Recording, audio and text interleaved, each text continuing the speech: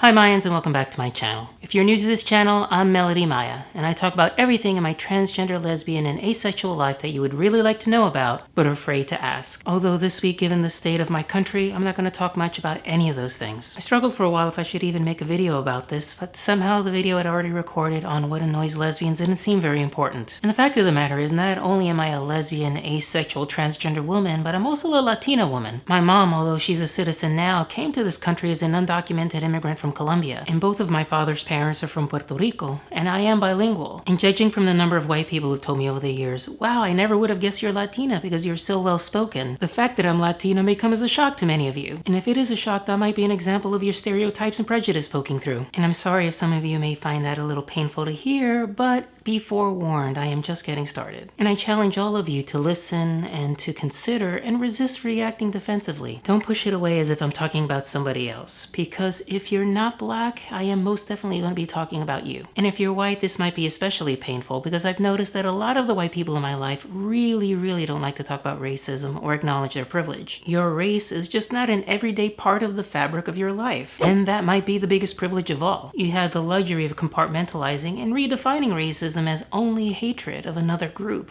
which allows you to make it somebody else's problem and never your own. Thing is, it's a system we're born into, and we don't get to opt out of it even when we don't like it. And I'll give you an example. In 1980, my family decided to move out of Queens to Long Island. Now, I was about 9 years old at the time, and up until then, where we lived in Queens was very mixed. It was very diverse. So much so that I hadn't really given much thought to the fact that I was Latina and what that meant to the world at large. Well, that would soon change in a very big way. And it started when my parents were looking for a house to buy. The real estate agents refused to show my father any homes in Lynbrook. And the explanation they were given was that the folks of Lynbrook would not be very happy to have a Latino family move in next door. So my parents ended up buying a house in Valley Stream. And from the very first moment, we were told in no uncertain terms that our neighbors were not very happy to have us there. In fact, most of them didn't talk to us. And if they did, it was to yell at us. Now, here's the thing. If you were a white family that wanted to move into any one of these neighborhoods, what was a barrier to us would not be a barrier to you, and that is privilege. It's not something you might have opted into if given the choice, but you wouldn't even have known that existed. It is invisible to you. Another example I could give you is when I went to Princeton. So here I am, I'm at an Ivy League school. Obviously, I've done very well up to this point. So very early in the fall of 1989, in my freshman year, I went to a local eatery called Hoagie Haven, and I got a cheesesteak hoagie, and I brought it back to the TV room of our residential hall. Now, it was very early in the morning. It was probably like 1 o'clock in the morning, 2 o'clock in the morning, but this is college. And because it was so early, I was by myself. But then I was approached by a public safety officer who then demanded to see my ID. Now, that might not seem like that big a deal because really it isn't that big a deal, but I know that if I'd looked like one of the preppy white kids who had come from one of the elite boarding schools in the Northeast, like Exeter, I would not have been bothered at all because by virtue of the color of their skin, they just look like a Princeton student, right? And it might not even occur to them that it could happen. Now, with these two stories, I'm not trying to say at all that I know what the black experience is like in this country, because I don't. Not at all. However, I do know that my ex-wife has had to tell our son, who as a half Mexican American, quarter Puerto Rican, quarter Colombian, and very dark brown kid, who also happens to live in Texas, that he runs the danger of somehow being picked up by ICE and deported to another country. So my experience as an American has been informed by this. Not only that, my experience as a transgender woman. And early on, I realized that the white trans women around me hadn't had similar experiences as being part of a marginalized group. And while they no longer have that male privilege they had before, they still have every bit of the white privilege, and that's a problem. I've been on transgender panels speaking to a cisgender heterosexual audience where a fellow transgender woman, usually older and always white, has in the middle of one of my answers just spoken right over me, just like as if I did not exist. They'd operated under traditions where for most of their life, their voices were the ones that were most listened to in any group setting, and for them, my voice was just not as important, and I would take note of that. I would talk to people afterwards and be like, was I imagining that? And they're like, yeah, no, that really happened. And I gotta say, this week with the Black Lives Matter protests, some of you white transgender women have been going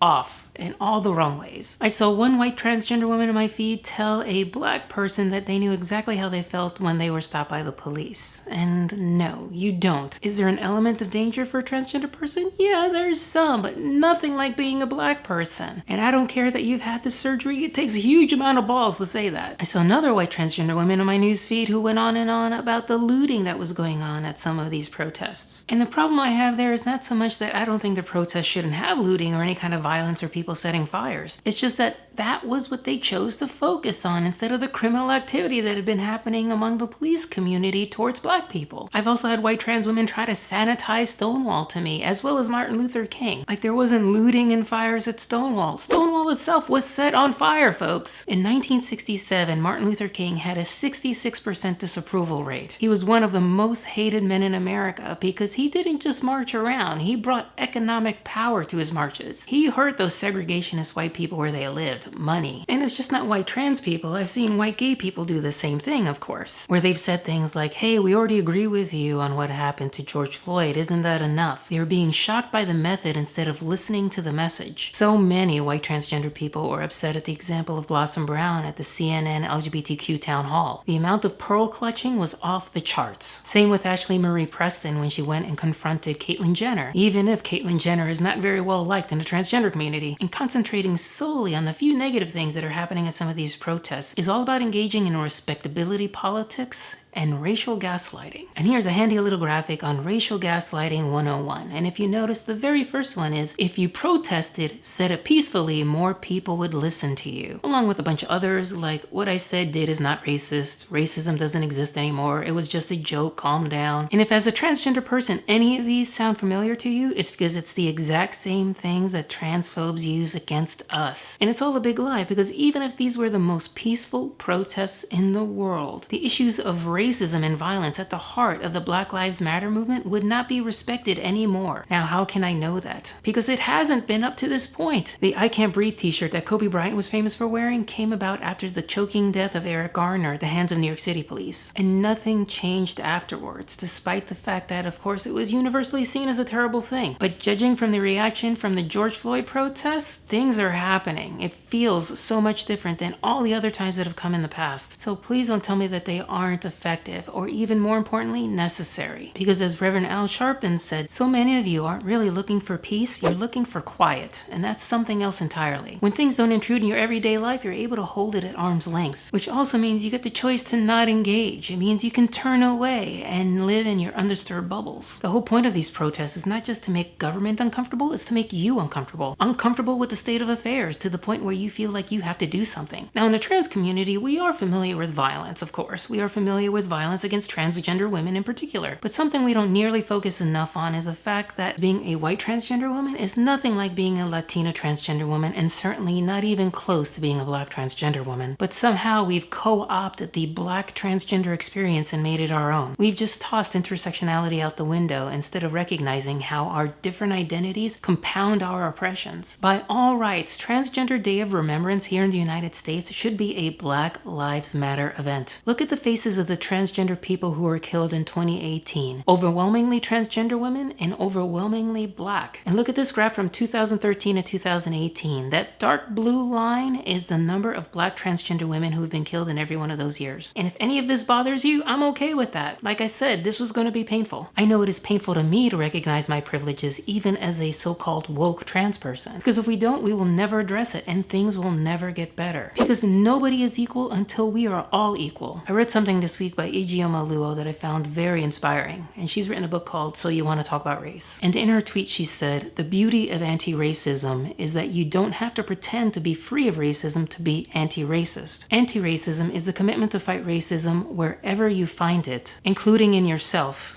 And it is the only way forward. So on her beautiful words, I'm just going to end it right there. And if you're out there fighting the good fight, please stay safe. Please know that I fully support you and I'm fully behind the Black Lives Matter movement. Now, if you have any comments or feedback on anything I've just said, please put it in the comments down below. As always, my social media is also down below. And if you do have a dime to spare, don't give it to my Patreon. Give it to one of these good causes instead. And on that note, please like this video by giving it a thumbs up. Please share this video and please subscribe. And see you around the interwebs.